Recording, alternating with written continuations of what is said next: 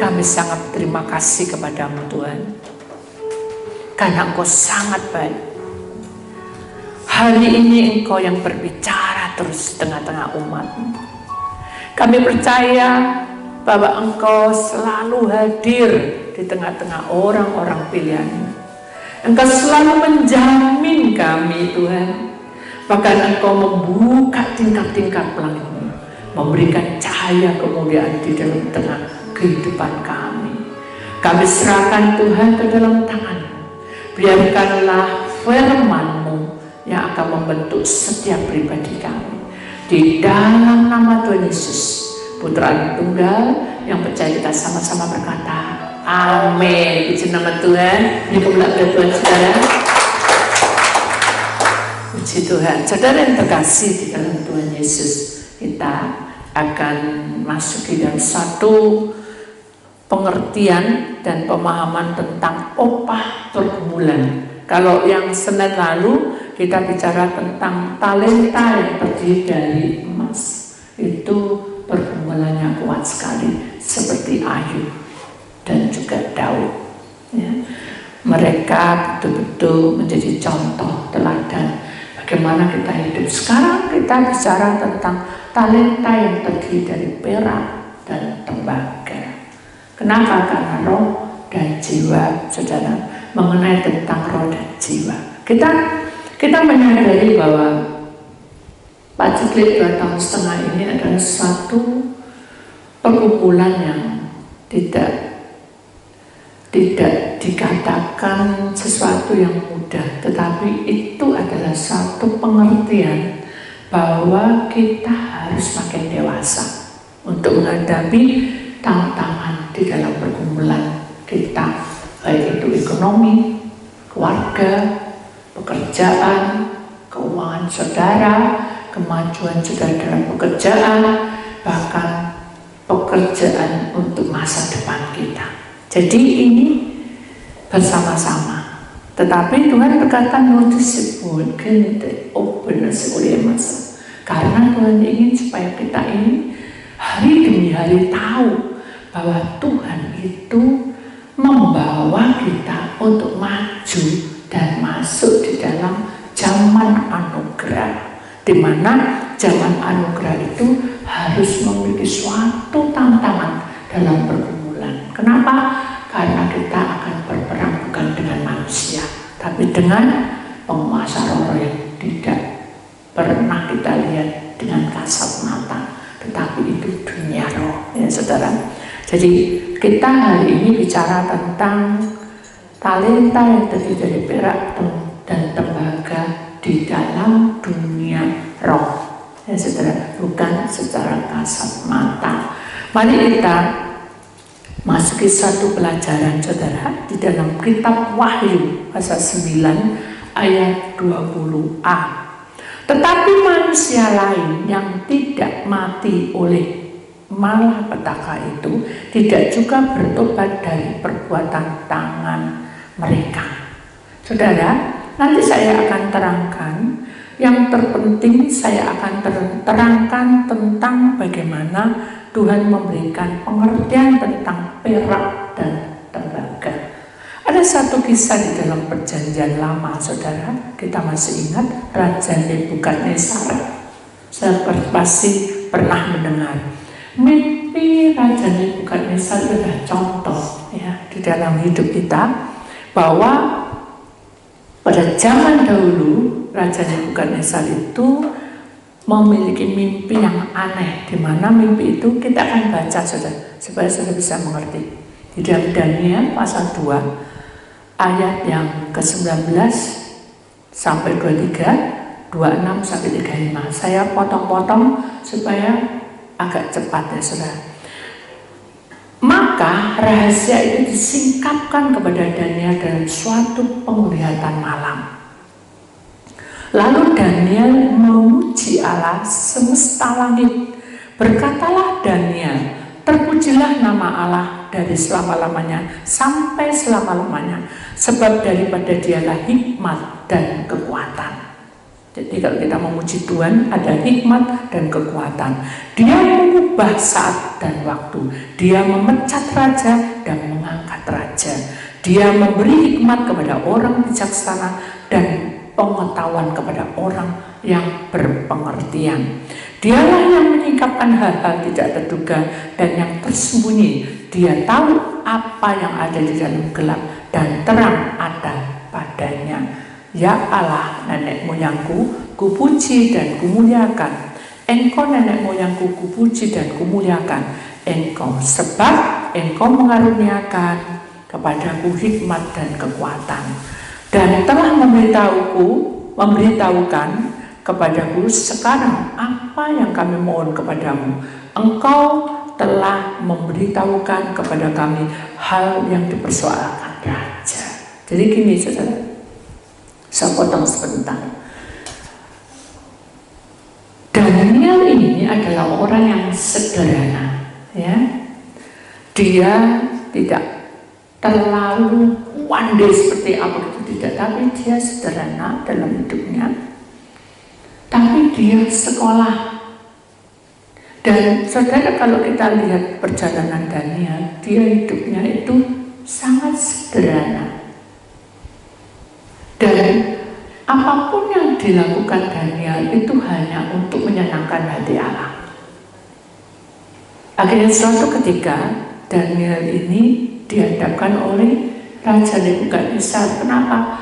Karena Raja Nebukadnezar itu bermimpi dan tidak ada orang yang seluruh negeri itu, tidak ada orang yang bisa memperjemahkan atau mengartikan arti dari mimpi itu. Nah, akhirnya Daniel berdoa kepada Tuhan hingga Tuhan memberikan hikmat penyertaan. Mari kita akan perhatikan di sini, saudara. Saya akan potong lagi supaya lebih cepat ya, saudara. Sedang tuanku ada di tempat tidur, tuanku raja timur dan tuanku pikiran. Sebentar saya. Nah, di dalam kitab Raja-Raja, di dalam kitab Nebukadnezar ini, saudara, kita tahu bahwa dalam kitab Daniel ini menerangkan bahwa raja ini bermimpi di sini. Mimpi raja ini adalah, ya raja tuanku melihat suatu penglihatan dari sebuah patung yang amat besar. Patung itu tinggi berkilo-kilo, luar biasa, tegak di hadapan tuanku dan tampak mendahsyatkan. Adapun patung itu, dengarkan baik-baik, kepalanya dari emas tua. Ya, kepala, saudara. Kalau kita tadi bicara kemarin itu, emas itu adalah tubuh, ya, kepala. Ya. Kemudian dada lengan dari perak, dada lengan dari perak. Kalau kita dalam dunia roh, itu ada roh, ya. Kemudian perut dan pinggang dari tembaga, sedangkan paha dari besi dengan kakinya sebagian besi, sebagian dari tanah liat. Itu adalah nyawa. Jadi itu tidak dunia roh seperti itu, ya. Kemudian sebagian dari besi, sebagian dari tanah liat. Sementara tuanku melihat terungkit lepas sebuah batu tanpa perbuatan tangan manusia, lalu menimpa patung itu. Jadi mimpinya raja itu seperti itu. Setelah itu tepat kakinya yang dari besi, tanah liat itu singgah remuk. Maka dengan sekaligus diremukkanlah juga besi, tanah liat, tembaga, perak, emas itu semuanya menjadi seperti sekam di tempat penggirian pada musim panas. Lalu angin menghembuskannya sehingga tidak ada bekas-bekas yang ditemukannya. Tetapi batu yang menimpa patung itu menjadi gunung besar yang memenuhi seluruh bumi. Nah, jadi raja ingin tahu apa arti semua itu. Kemudian Daniel minta waktu pada Tuhan, minta waktu pada raja untuk berdoa. Nah, ini saudara, satu rahasia yang harus kita tahu, bahwa kalau kita minta penyertaan Tuhan, sediakan waktumu untuk berdoa, bukan untuk ngatur Tuhan. Ya, caranya bagaimana? Saya berdiri di sini juga saya tidak tahu arti dari semua firman ini. Tapi saya bilang sama Tuhan, Tuhan, saya nggak ngerti talenta ini. Tuhan buka semua saya. Sehingga saya tahu ternyata talenta emas itu pergumulan di dalam tubuh itu luar biasa. Sampai mati-matian, ayo sampai habis semua. Nah sekarang kalau kita lihat perak dan tembaga ini juga Daniel, itu urusannya adalah pribadi dia. Dalam kehidupan dia, pribadi dia. Tahu maksudnya saya? Kalau Ayub untuk anaknya, untuk istrinya, dia berjuang untuk semua orang. Tapi kalau Daniel, kalau dia salah langkah, dia yang mati. Paham Ustaz? Jadi kalau talenta perak dan tembaga itu adalah roh dan jiwa, itu urusan pribadi. Jadi kalau Tuhan kasih talenta itu urusan pribadi, itu bertanggung jawab sama Tuhan. Loh, kalau yang emas tadi apa? Sama, cuma punya tugas masing-masing. Paham ya? Jadi nanti kalau sudah mendapat ayat, saudara bagian apa? Saudara harus pelajari itu, ya. Kemudian kita akan perhatikan dulu tentang bagaimana arti dari mimpi dari raja itu, bahwa ternyata di dalam kehidupan Raja Nebukadnezar ini ditunjukkan, tetapi pada zaman raja-raja Allah semesta alam itu akan mendirikan suatu kerajaan dan tidak akan binasa sampai selama-lamanya. Itu yang dikatakan surga, saudara. Kemudian dikatakan dan kekuasaan tidak akan beralih lagi kepada bangsa lain. Kerajaan itu akan meremukkan segala kerajaan yang menghabisinya, tetapi kerajaan itu sendiri akan tetap untuk selama-lamanya. Nah, jadi ini arti dari mimpi itu tadi, saudara. Tepat seperti yang Tuhan kulihat bahwa tanpa perbuatan tangan manusia, sebuah batu terungkit lepas dari gunung meremukkan besi, tembaga, tanah liat, perak, dan emas itu. Allah Maha Kuasa, Allah Maha Besar telah memberitahukan kepada Tuanku Raja apa yang terjadi kemudian dari mimpi itu adalah benar, maknanya dapat dipercaya. Jadi nanti di akhir zaman semuanya ini akan berubah, hancur semuanya. Tapi ada satu kerajaan yang luar biasa yang terdiri semesta lain dan bumi yang berdiri. Itu adalah tempat di mana Allah bertahta. Itu maksudnya seperti itu. Kenapa? Karena Raja Nebukadnezar itu angkuh, saudara. Dia merasa bisa, segalanya bisa. Makanya Allah menunjukkan karyanya agar kamu tuh jangan sombong. Ya. Kita ini diberi talenta, diberi kepandaian, diberi kekayaan, diberi hikmat, diberi kemampuan untuk hidup, berjuang, semua sukacita, kita bergumul bisa hidup. Itu ada satu anugerah, maksudnya seperti itu. Kalau kita mengambil perkataan sederhana, ya, kalau kita mengambil tentang kerajaan sisilah, itu seperti yang dikatakan di dalam Daniel pasal 2 ini. Jadi kita mempelajarinya sudah, bahwa emas, perak, dan tembaga itu tidak bisa dipisahkan, semua saling berkaitan. Jadi kalau sudah punya talenta di dalam roh dan dunia roh itu adalah emas, saudara itu bergumul terus, gak habis-habis, habis terus, susah menderita terus. Itu talenta, saudara. Tapi kalau kita masuk di dalam perak dan tembaga, saudara, itu urusan sendiri, ngurusi sendiri. Seperti Daniel ini, dia harus bertanggung jawab. Dia harus bisa memberikan sesuatu untuk dirinya sendiri, untuk supaya selamat. Ya. Dia minta pimpinan Tuhan. Tahu maksudnya? Jadi talenta yang Tuhan berikan kepada saudara itu adalah sama-sama berharga di hadapan Allah. Perak dan tembaga, kalau kita tidak lakukan, itu akan menjadi tidak berguna. Seperti di dalam kitab ini, saudara. Yang pertama kita lihat di dalam kitab Wahyu ini tadi, saudara. Kita lihat ya, kitab Wahyu.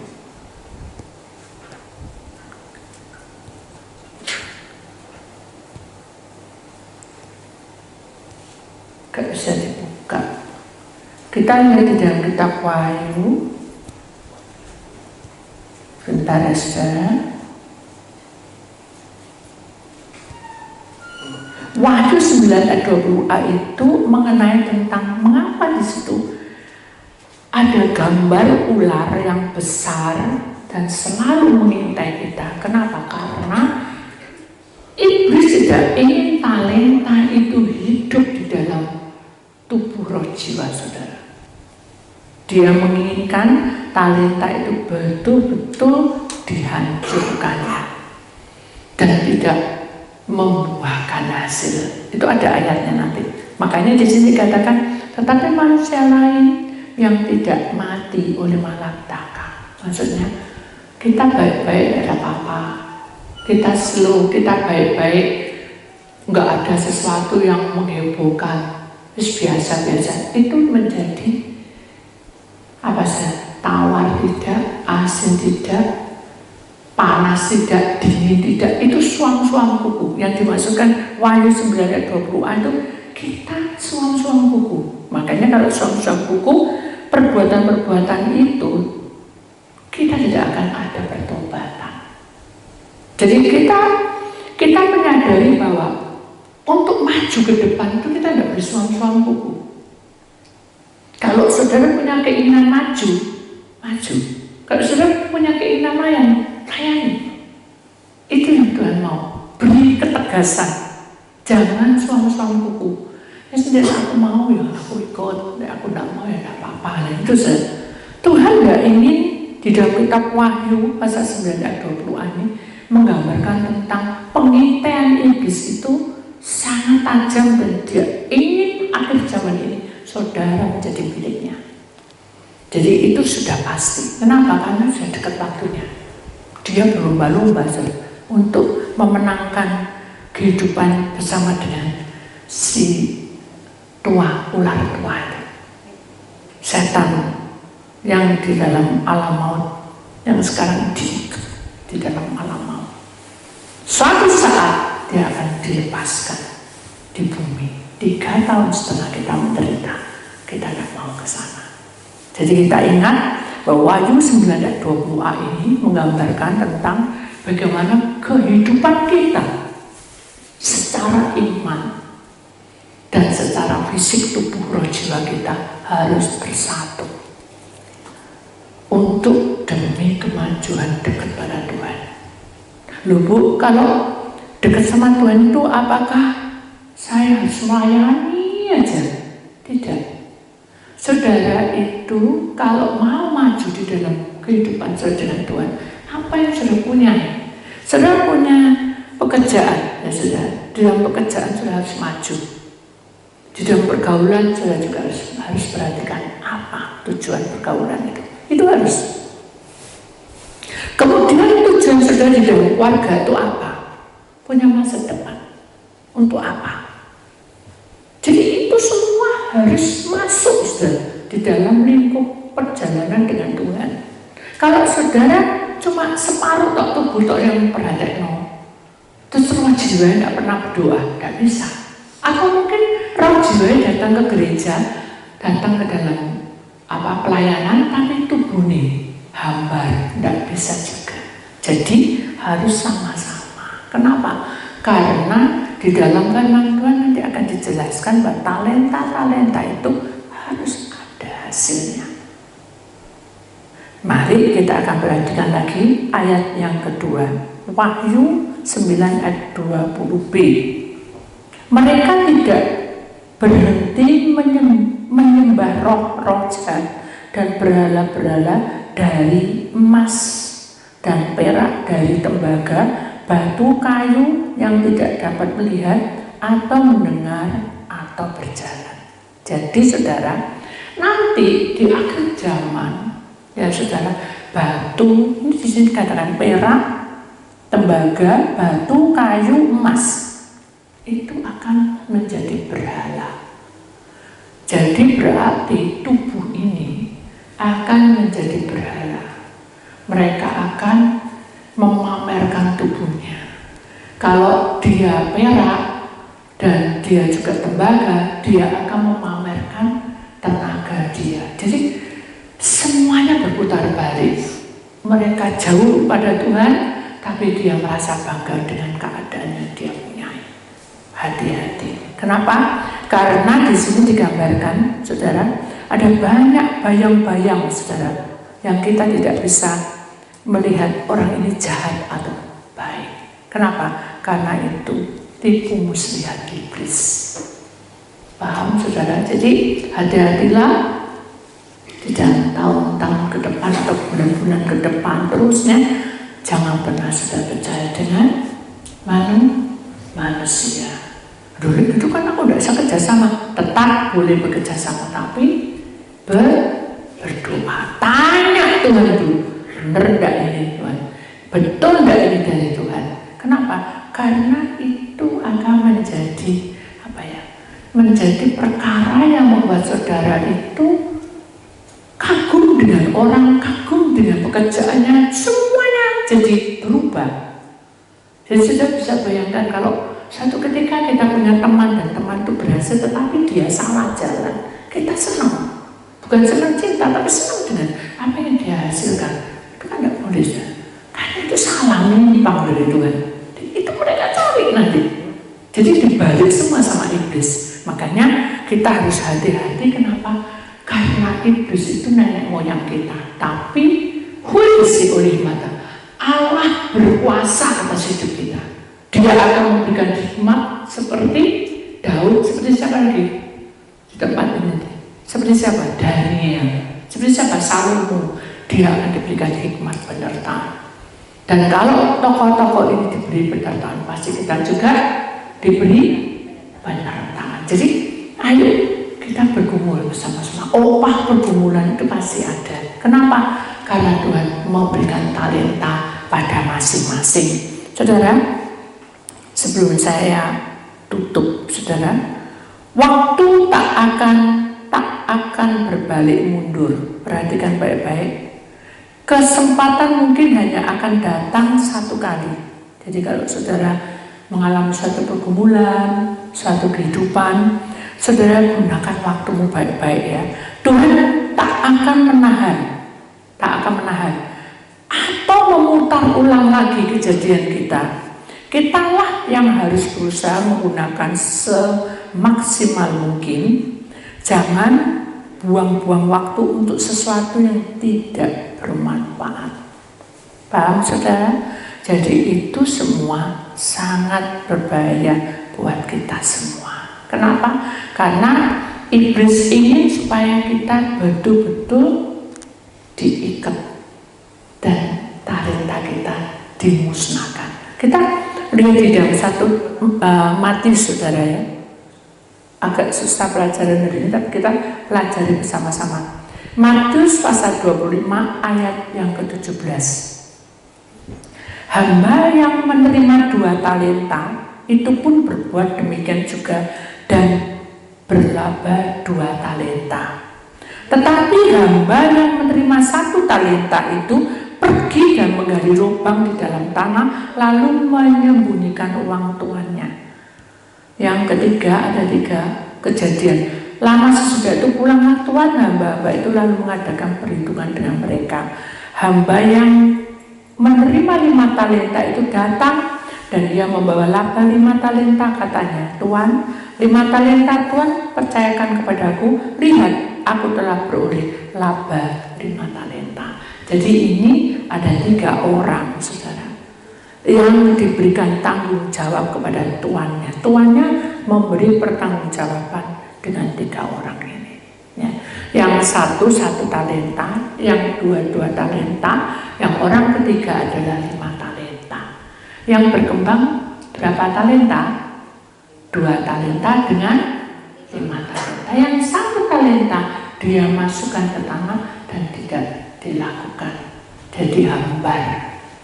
Nah, inilah yang dimaksudkan talenta yang diberikan. Saudara tidak boleh diam hambar, tapi saudara harus bangkit dan cari, ya apa caranya supaya aku bisa menyenangkan hati Tuhan. Cari Tuhan, benar-benar pergunakan waktumu ini, karena waktunya sudah dekat. Nanti saudara akan mendengar suara-suara yang sangat mengerikan, hal-hal yang membuat kita takjub dan heran, tapi bukan dari Tuhan. Nah, ini yang kita tidak suka. Kenapa? Ya tadi diputar balik sama iblis, supaya talenta yang kita punya itu dihapus, dihilang, dinabubukkan, sehingga talenta yang kita punya itu tidak ada gunanya atau tidak tahu apa-apa. Jadi mari kita menyadari bahwa hidup di dunia ini kita perlu pergumulan, upah pergumulan itu harus kita jalankan. Amin. Jadi sekarang ini kita ini seperti huldisigama, upin oleh macam. Aku tuh berikan kamu lahan. Itu kata Tuhan. Lahan ini kosong. Lu gak sibuk kan? Ini subur. Tuhan bilang gitu. Aku berikan kamu ini talenta untukmu. Siap. Kerjakan.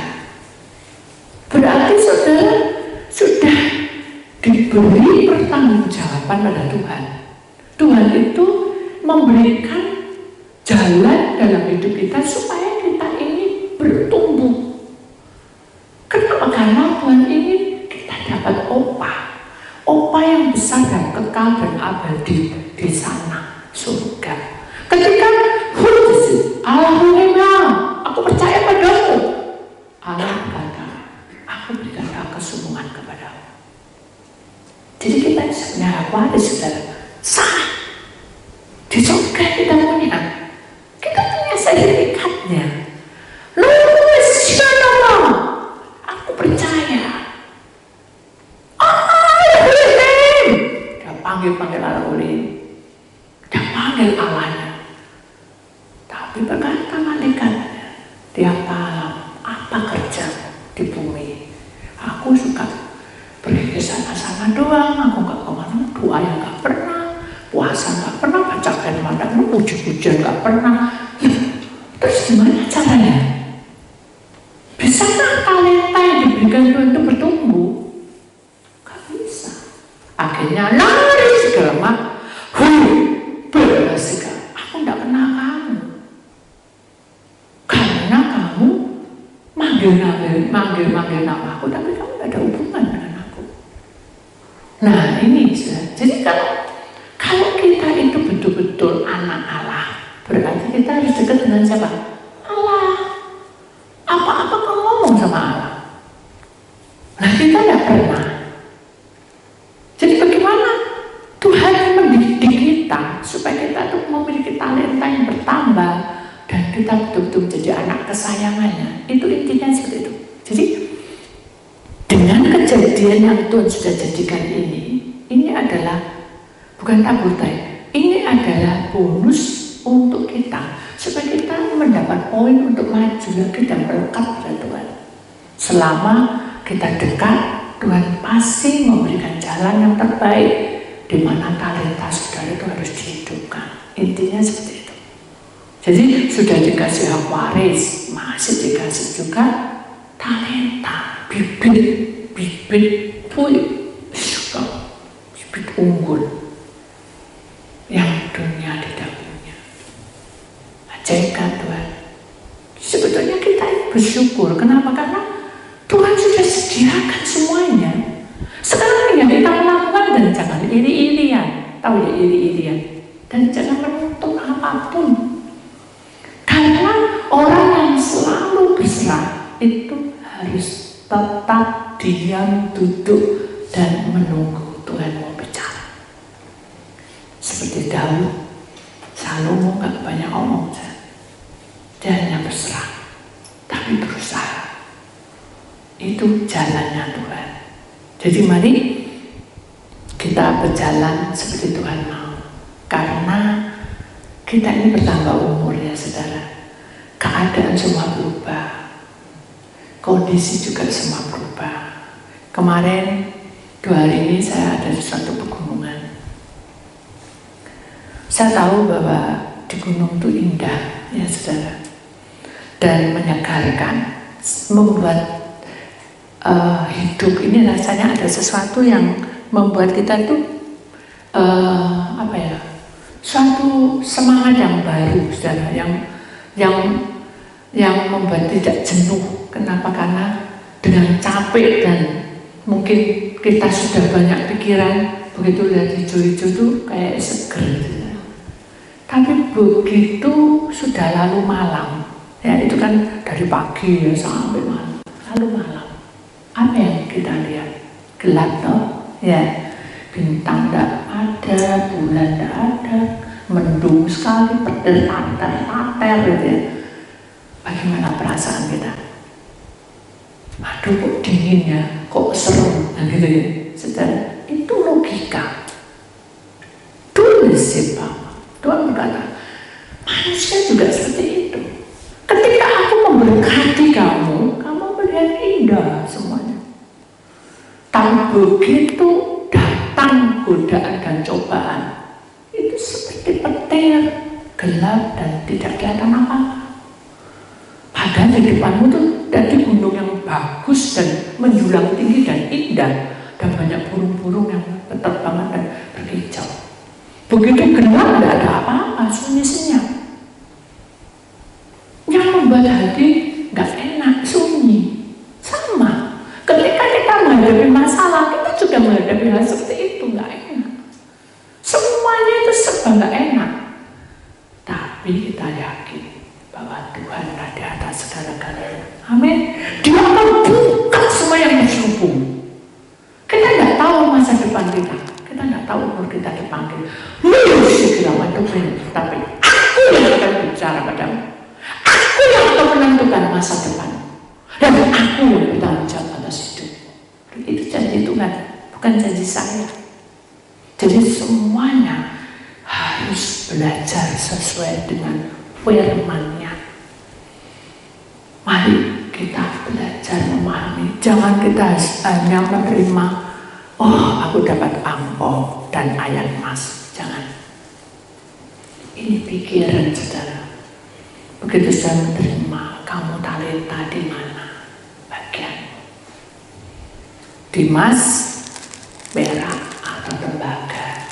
Ya, karena semua saling berkaitan. Mari kita satukan memang kita. Oh ya, aku harus begini, aku harus begini. Kita punya langkah. Kan janji Tuhan itu ya dan amin. Dan perkataan Tuhan tidak pernah bohong. Amin. Dia berjanji tepat pada waktunya. Loh, ini sungguh ada satu kejadian yang lucu, tapi buat saya itu adalah anugerah. Ketika saya mau meninggalkan satu kota, ini hari ini, saya keluar, hujan terus sudah. Duduk, mama orang tuh, wah ini aku mesti sakit ini. Kemarin kurang tidur, ini hujan, gerimis. Sudahlah, nggak apa-apa. Saya beli sesuatu karena anak saya mau minta itu, saya beli. Bisa beli, saya balik lagi. Kayak ada sesuatu yang ketinggalan, padahal tidak ada apa-apa. Saya beli lagi, oh mungkin saya harus beli lagi, oh mungkin untuk cucu. Saya beli, saya beli, saya balik lagi, jadi balik sampai 3 kali. Orang sampai melihatin saya. Saya juga bingung kenapa kaki saya tuh tiba-tiba belok lagi ke situ. Sampai saya bengong. Saya ini harus beli apa gitu. Begitu saya bilang, saya ini harus beli apa Tuhan? Saya tidak bilang Tuhan, tadinya saya ini harus beli apa ya, tidak ada jalannya, tidak tahu.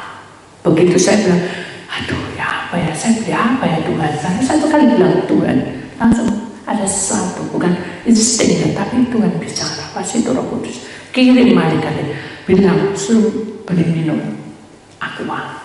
Loh, kenapa masih beli di warung, beli di tempat toko lah begitu logika sih. Tapi saya bilang, ya udah, saya harus beli. Pak ini berapa? Oh sekian saya bayar. Saya jadi bukan makanan, bukan minuman satu aja segini. Jadi saya taruh. Saya juga bingung kenapa ya saya perlu beli air. Itu logika saya. Dan itu di tengah perjalanan Tuhan itu menunjukin. Pada waktu saya keluar dari hotel sebelumnya, Tuhan ambil tas satu, ransel. Dan dia bilang, taruh semua susu di sini. Maksudnya apa? Jadi ketika kita berserah dengan Tuhan, itu penuh saudara dari perkara kecil. Jadi saya tahu susunya cucu saya. Jadi saya taruh di belakang. Saya kan sudah lupa, di tengah perjalanan. Tahu sudah, Leon nangis minta susu. Malam itu Tuhan sudah bicara, buatkan air panas. Di semua itu kan disediakan. Jadi saya enak aja ngambil, ada susu, ada air panas, ada air yang saya berikan. Siapa di perbandingan saya? Kalau bukan Tuhan, saya tidak akan mampu. Kenapa? Karena Leon sudah nangis, tidak mau berhenti. Ribut malah Tuhan baik. Itu perkara kecil. Kalau kita peka, Tuhan tutup. Itu perkara Leon kecil, perkara cucu.